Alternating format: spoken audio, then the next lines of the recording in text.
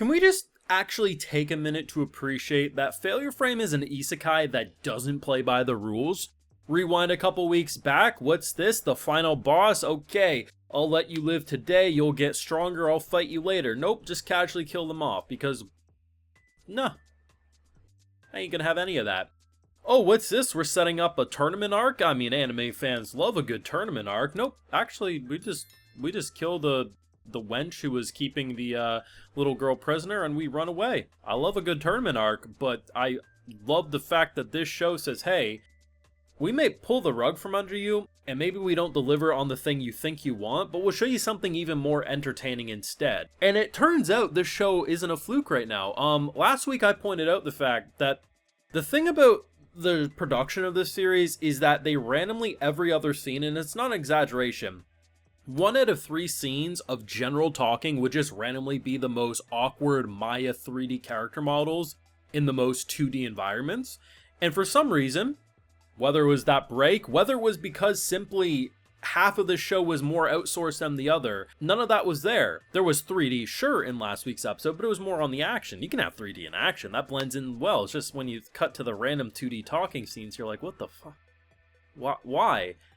I walked into this episode ready to have pie on my face. I thought they were randomly going to introduce it, and the fact that this show's broken my mind to the point where I can actually predict how the production up until the last couple of episodes would have incorporated random janky conversation 3D, and it all remained 2D. What the hell happened? Because this never happens. It's always the first half looks better than the second half, because that's when but they did the reverse. I was enjoying the show even with its awkward as hell directing choices, but now that it's back on track, I'm back to saying, man, this is one of the more enjoyable isekais of the season. Now, of course, I have full live reactions over on Patreon. If you want to see my full and good thoughts on any of these Failure Frame episodes, you know it's going to be over there exclusively. So, first things first, that bitch. This fat, pig-faced, long-nosed biatch, man. I hated her initially. So, you have this little elven girl, right, Liz, who is prisoner, right? And we have, of course, our beast friend who's basically been going through these blood matches in order to hopefully free her someday. Obviously, the ruler was never going to do that, but you can understand why you would still try, because what other option do you have? We clearly see you try to run away with her, immediately an army's coming after you.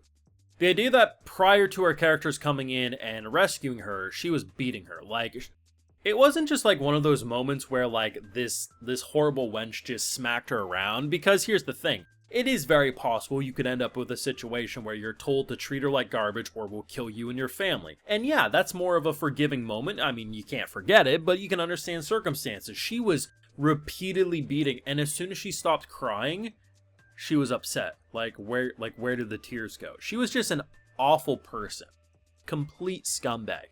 And when the crocodile tears came out, I thought to myself, if they actually commit to her being decent, I will be so mad, because there's no way in hell. Like, you enjoyed that far too much. And the idea of freeing her and then our boy coming in, this is what's fantastic about him. You can, like, literally 2-3 minutes after this whole ordeal, he talks about how, like, at the end of the day, the plan works best because the witch that we're trying to find is literally the same race as this little girl who we just freed. So it will get us on her good side a lot easier and set us up for success. It's in my self-interest to have freed her, which is true. But we also know, and as he says, if there is a chance to help a crying kid, he'll do so, because at the end of the day, he knows what it's like to be a kid crying and beaten, wishing someone would help you, and people like that don't deserve a second chance. And when he freezes her, he uses dark, paralyzed, oh my god, the poison, and just the fact that he's like, I'm gonna frame it like you got robbed. It's just so freaking good. It's just so satisfying. It makes you feel like a psychopath, man, because you're just rooting for this person's demise so much, but some people just don't deserve redemption, and she was definitely one of them. Like, she would have had 3 more slays by tomorrow's dinner. Like, that's the vibe I got from her. But it's interesting because we got this little party that's a makeshift right now. And at the end of the day, what can they do when there's... I mean, we don't know the number, but there was clearly a lot of torches in the background of that forest shot, and I have to imagine it's hundreds of people looking for them. And I don't know exactly what the play is, because here's the thing. I think this was the first episode that we saw him use an ability that wasn't poison, paralysis, or sleep.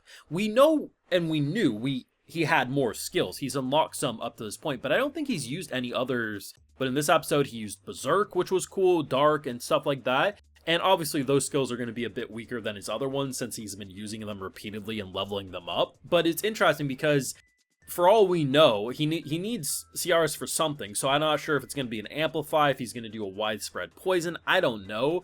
But he has some sort of trap in mind, and I'm convinced that it's going to work out. But, you know, I really walked in thinking we were getting a Coliseum, a little tournament arc, and, you know, I love me a good tournament arc. I'm anime casual filth. I mean, every single anime fan loves tournament arcs. I mean, you can hear Giga screaming in the background at the mention of one, right? But it's so refreshing to have an isekai that just doesn't play by the rules. Sometimes when it doesn't play by the rules, you get this awkward moment when every other frame is a random 3D conversation for no apparent reason. Doesn't make it look better, it's simply just, I'm convinced they had like half the shots just not finished and they just plopped some shit into Maya. But then, on the other hand, you have all the good reasons why this doesn't play by the rules. It has an MC who isn't afraid to kill scumbags. He doesn't really go around laughing like a maniac just because it's fun, but it's just he knows.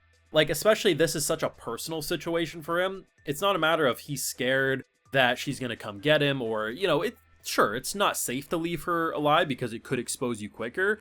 But when you lived a life of child abuse and you know what these type of people are capable of, it does get a little personal for him and he's not afraid to take out the trash. And I was rooting the whole time. I'm like, slow poison death, baby. Like, this woman just, I know we shouldn't judge a book by its cover, but if you take a group of random anime women, I think a lot of people would have put a target on her head out of the batch on who you thought was the predator. Sometimes the looks don't lie, that's all I can say. Horrible wench. Unfortunate. It's kind of funny. You gotta love anime logic. Like, the whole idea that RB's friend doesn't believe, like no, up to this point, all the promises have worked out. The random time she decides to get out of the bed, she hears the exact thing she needs to know. He's a scumbag and was ready to kill her. But, you know, it's not really an issue. It's just kind of something funny to point out the fact that it's just such a, yeah, that's a plot convenient moment, but, you know, it is what it is. But I was wrong. I expected this episode would randomly reintroduce the wonky 3D, and, you know, I'm not saying I don't expect there to be 3D. The action should still have it. I think, honestly, a lot of times the action when they have 3D moments looks pretty good. It's just avoid having the random drops of conversations that don't need to be 3D conversations in a show that's primarily 2D conversations. It should be self-explanatory, but they decided to get drunk, I'm convinced, when animating some of these episodes, but I guess we're back on track. Now let me know what you're thinking down below. Leave a like if you enjoyed, subscribe if you're new around here. Of course, ring that bell, and like I mentioned, we have those full live reactions over on Patreon, and hey, while you're over there, I'll also give you a video shout out. Alright, so today we got The Gentleman, Derek Nickel, Trap Senpai, Sphinx, F. Google, Andre, Darthwin Wright, and we also have Eric Barton. So I appreciate the support, everyone. Please take care, and you all have a good one.